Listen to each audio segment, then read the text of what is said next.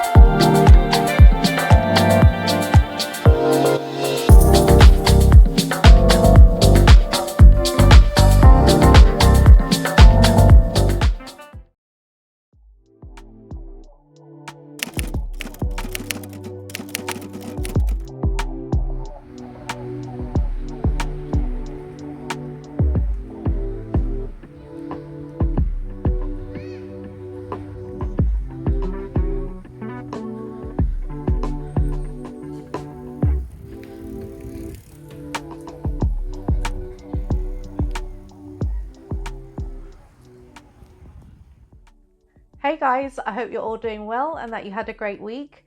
To all of my house guests, come in, make yourselves at home, make yourselves comfortable. If you're visiting my channel for the first time and you'd like to become a house guest, don't forget to hit subscribe and activate all of your notifications. I'm Chez, this is Chez M0i, welcome to my place. House rules. Please do not watch this video if you have absolutely no interest in the subject matter, as indicated by the thumbnail. You struggle to simply accept other people's opinions when they don't necessarily align with yours. You're a professional point misser. You are not able to engage respectfully. Remember that there are countless other channels that cater specifically to your needs and preferences. Therefore, please feel free to exit this video and engage with their content instead. Well guys, the Invictus Games ended last weekend. I don't know if any of you guys watched it, but I had seen a number of images and video clips online, and I think it's fairly safe to say that it was a resounding success. Now you could see that each participant was really excited to be there, proudly representing their country. Of Showtime's M0i, and I'm happy to be here today. I was incredibly excited to sit down with M0i, a Nigerian-American comedian, actress, and writer. I just had my genealogy done a couple years ago. What are you? 43% Nigerian. No way! No, wow, Jacqueline. Oh my gosh, are you really serious? Yeah. This is huge. Igbo, Yoruba, do we know? So I mean, I'm going to start to dig deeper into all this because anyone that I've told, especially Nigerian women, are just like, what? This is huge for our community. No, honestly, you do look like a Nigerian. You look like my Aunt Uzo. So this is great. Oh my goodness, Uzo. Shout out. What's up? Focus! Ah! 3 votes for Meghan! What's up? 3 votes for Harry! What's up?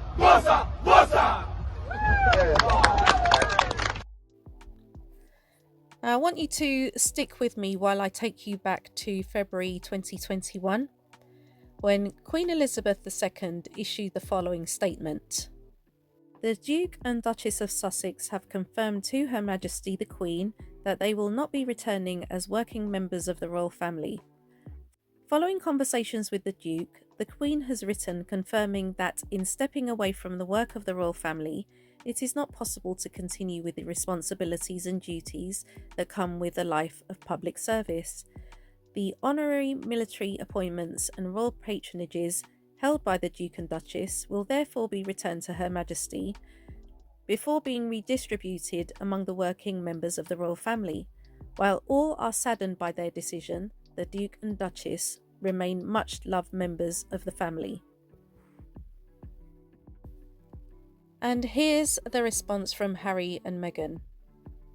As evidenced by their work over the past year, the Duke and Duchess of Sussex remain committed to their duty and service to the UK and around the world, and have offered their continued support to the organisations they have represented, regardless of official role.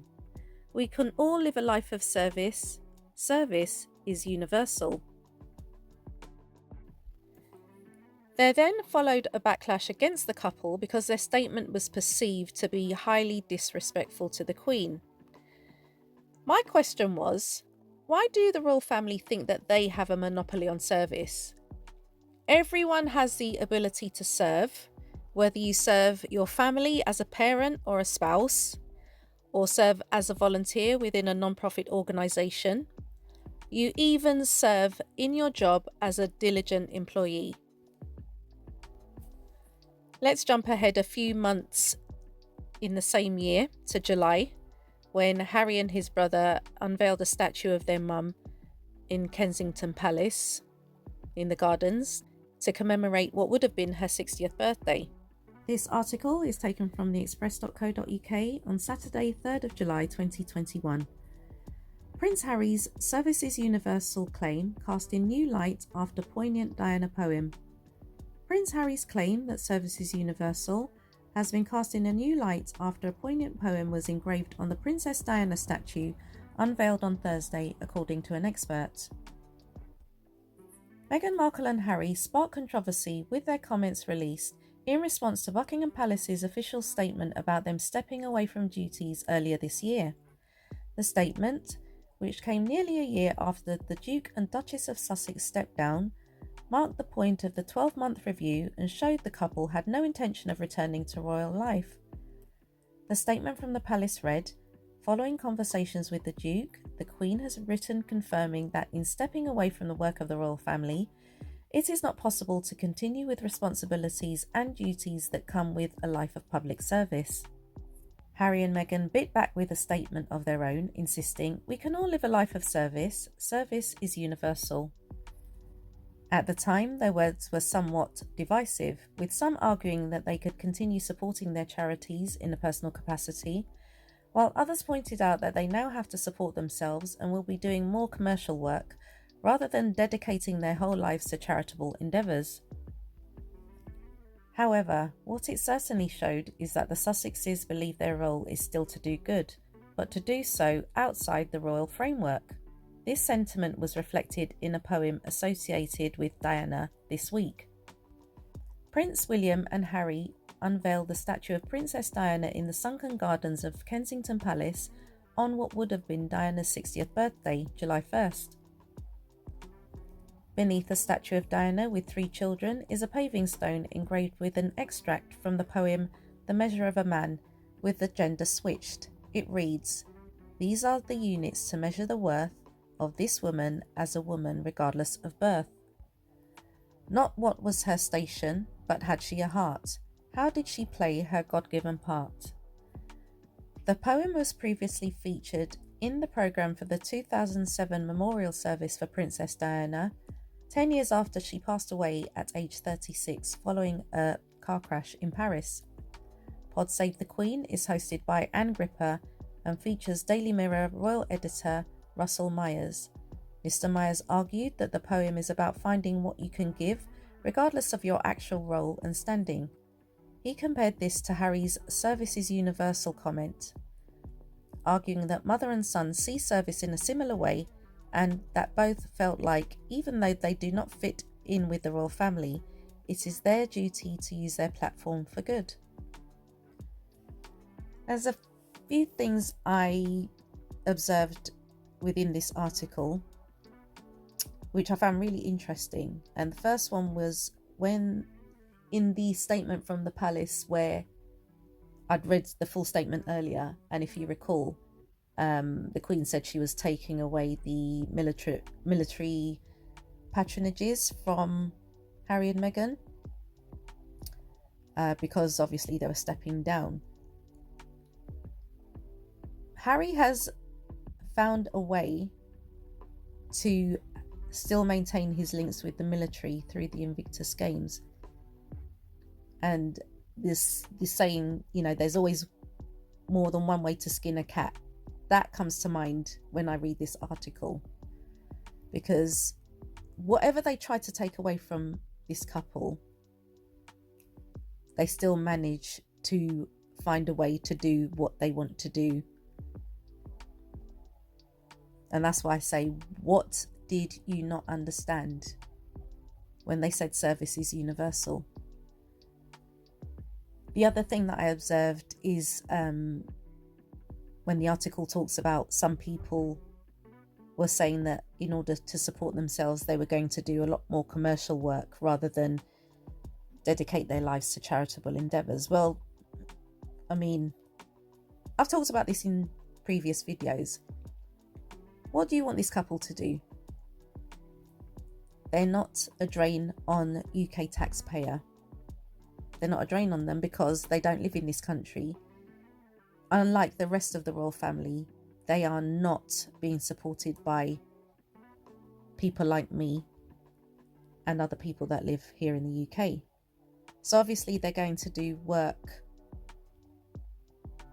you know, to support themselves financially.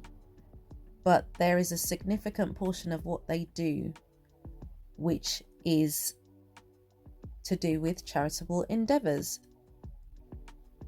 And the third thing that I observed with regard to Russell Myers. Now, Russell Myers is not someone I have much time for when it comes to his opinions about Harry and Meghan. He can have his opinions. Anyone can have their opinions. We don't have to agree, okay?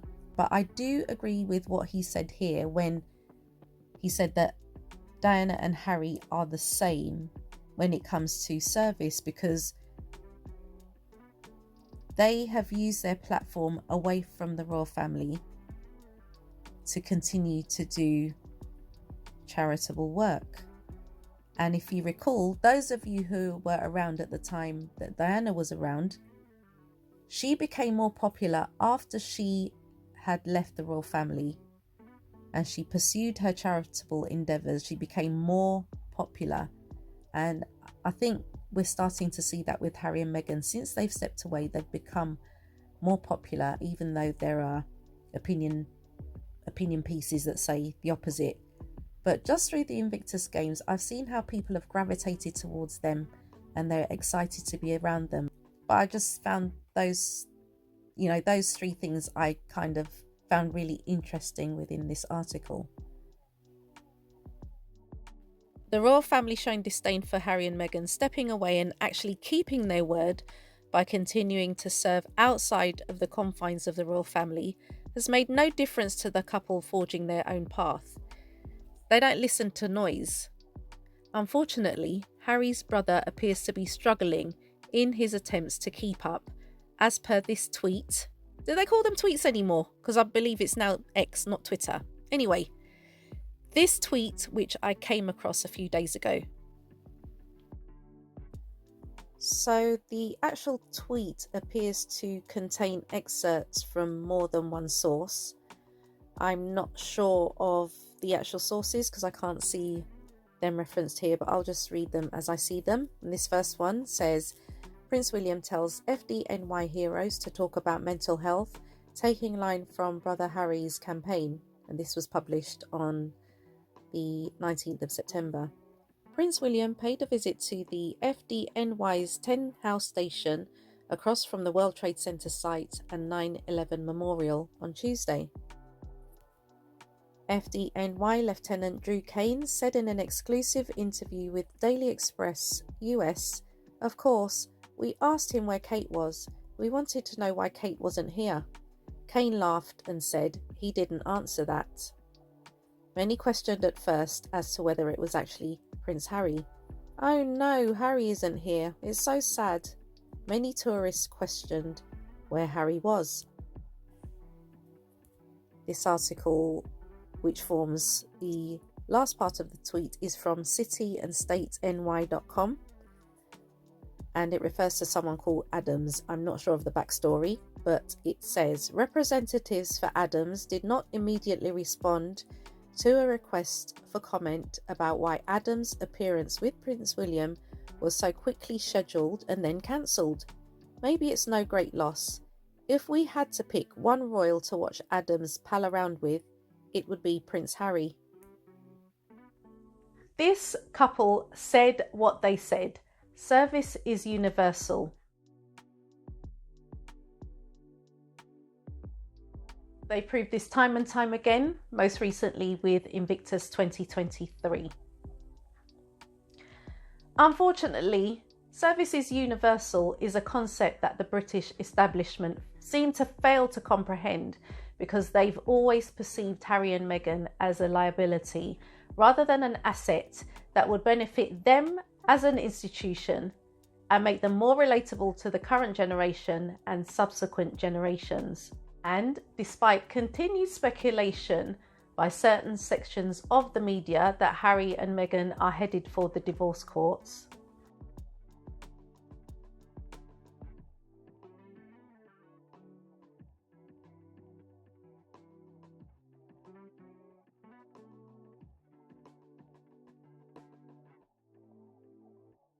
long may this couple continue to ignore all the noise and make positive changes in the world. I, for one, am looking forward to seeing what they're going to do next.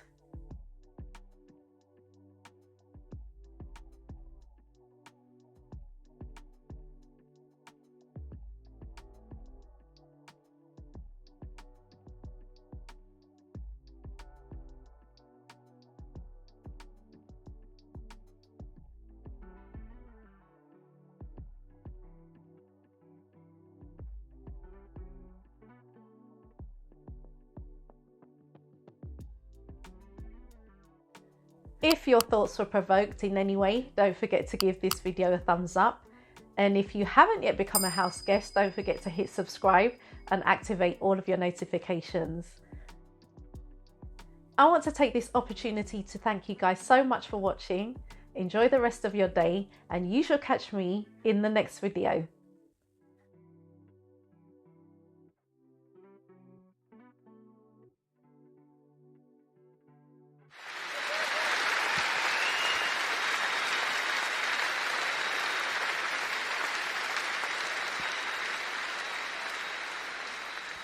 So many of you and your loved ones have been to the darkest places imaginable.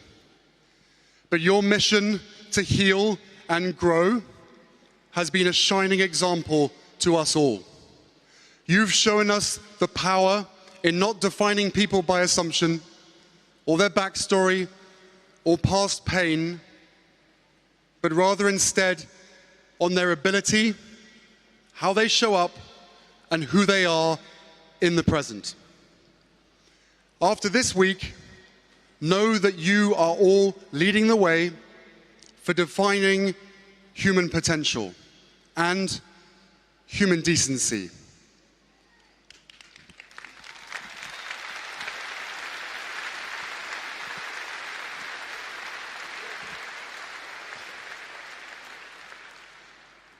We value you. We need you, and the world does too. And next year, we've got a lot to look forward to. The Invictus Games Foundation 10-year anniversary. Yes, 10 years. And then it's off to Vancouver Whistler 2025.